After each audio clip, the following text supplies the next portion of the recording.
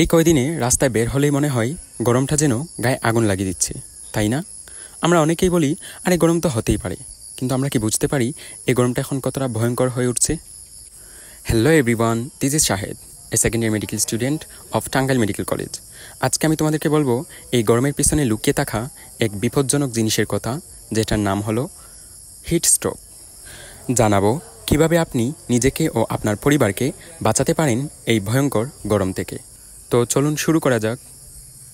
এই মুহূর্তে দেশের অনেক জায়গায় তাপমাত্রা স্বাভাবিকের চেয়ে অনেক ঊর্ধ্বে।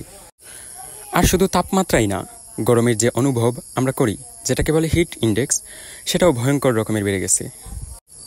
যার মানে দাঁড়ায় এই গরম শুধু অস্বস্তিকর না, ঝুঁকিপূর্ণ। বিশেষ করে শিশু, বৃদ্ধ আর যারা বাইরে কাজ করেন তাদের জন্য এটা তো হতে পারে মারাত্মক।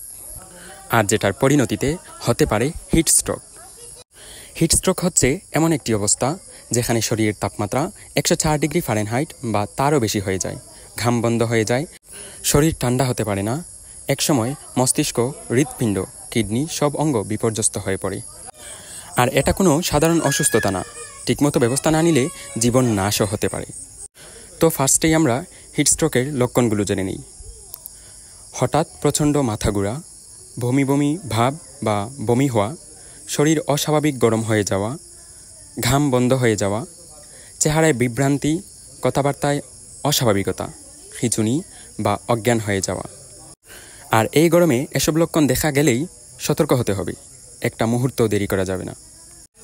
তবে বলে রাখি, চিন্তার কিছু নেই, আমরা একটু সচেতন থাকলেই এই ভয়ঙ্কর পরিস্থিতি এড়াতে পারি। হিটস্ট্রোক এড়িয়ে চলতে আপনার যা করতে হবে তা হলো প্রচুর পানি পান করুন বারবার। দুপুর 12টা থেকে 3টা পর্যন্ত রোদে বের হওয়া এড়িয়ে চলুন। ছাতা, টুপি বা গামছা ব্যবহার করুন। হালকা সুতির ও হালকা রঙের জামাকাপড় পরুন।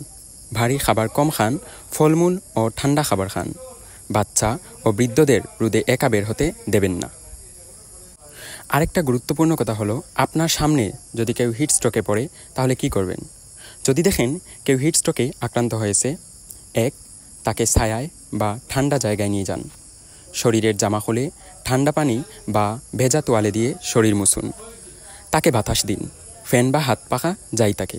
দ্রুত হাসপাতালে নিয়ে যান, এক মুহূর্তও কিন্তু দেরি করবেন না। অবশেষে বলি, এই গরমকে হালকাভাবে নেবেন না। আমরা যদি এখনই সতর্ক না হই তাহলে এর খেসারত হতে পারে ভয়াবহ। আপনি সচেতন হলেই হয়তো আপনার পরিবার, বন্ধু বান্ধব, এমনকি পাশের বাসার কারো জীবন বাঁচতে পারে।